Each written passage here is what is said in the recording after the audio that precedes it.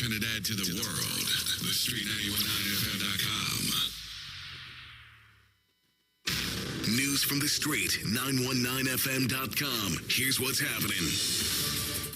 Good afternoon. I am Vanessa Thomas with the 12 o'clock news on the Street 919 FM and online Facebook and YouTube, sponsored by the Sea Champion.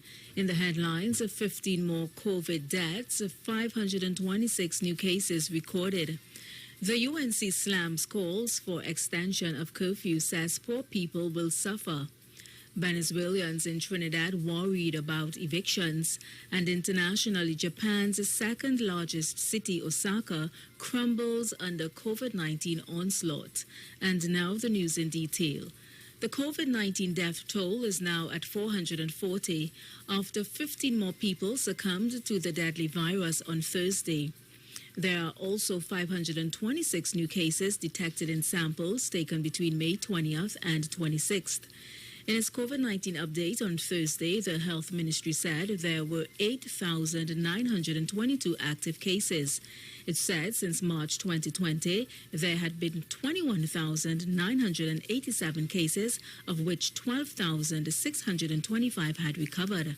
As of Thursday at 4 p.m., 78,282 people had received their first vaccine dose and 1,179 had received their second.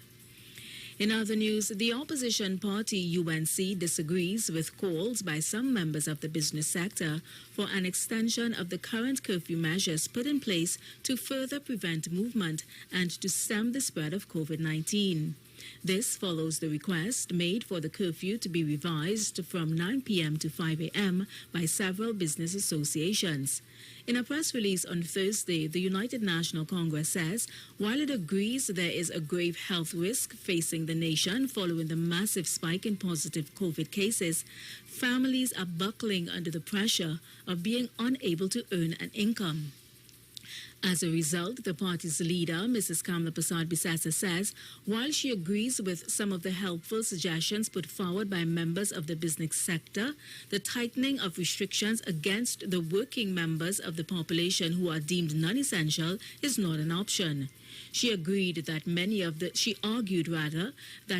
the businesses calling for harsher lockdown measures against the non-essential workers are in fact exempt and have been in continuous operations over the last 4 weeks earning income, while the non-essential working population are already at their wits' end as how they are going to meet their rent, light and water bills, mortgage payments, loans, and even grocery bills at the end of the month.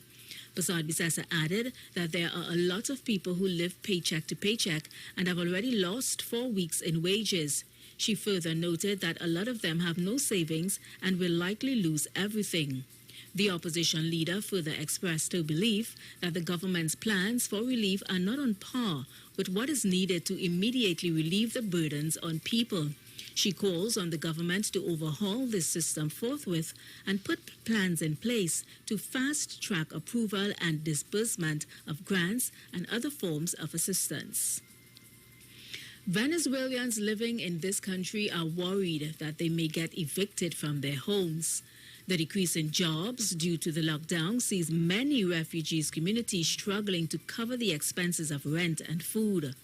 One Venezuelan, a mother of two, renting in Chaguanas, calls it unfair and inhumane that for 2 years she has always been punctual with her rent, and now that there is no money to pay for 1 month, the landlord will put her out and her children on the streets. The La Casita unified efforts, together with community leaders in various areas of Trinidad, have been receiving donations in each town to help immigrants who have registered with these leaders. This group of leaders has a database of 4,000 requests for help, mostly for paying rent, but the only donations they can make are for food and personal hygiene items. 4 bodies were found dead in a fishing boat off Bel Garden in Tobago. The discovery was made around 6 a.m. today by a fisherman who spotted a pirogue about 6 miles out at sea. Aboard the boat with the 4 bodies, one appeared to be decomposing. Police suspect the dead people to be Venezuelan nationals. Internationally, hospitals in Japan's second largest city of Osaka are buckling under a huge wave of new COVID infections, running out of beds and ventilators as exhausted doctors warn of a system collapse and advised against holding the Olympics this summer. Japan's western region, home to 9 million people, is suffering the brunt of the fourth wave of the pandemic, accounting for a third of the nation's death toll in May, although it constitutes just 7% of its population. The director of Kindai University Hospital in Osaka said, simply put, this is a collapse of the medical system. Japan has avoided the large infections suffered by other nations, but the fourth pandemic wave took Osaka by storm, with 3,849 new positive tests in the week to Thursday. And that was the 12 o'clock news on The Street 919 FM and online Facebook and YouTube, sponsored by the Sea Champion. Recapping the headlines: 15 more COVID deaths, 526 new cases recorded. The UNC slams calls for extension of curfew, says poor people will suffer.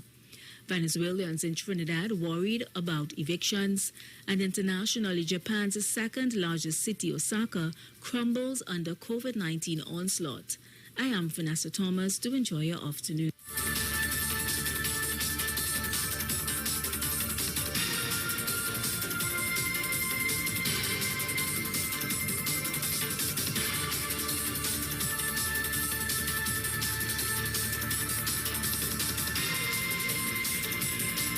News from the street. 919fm.com.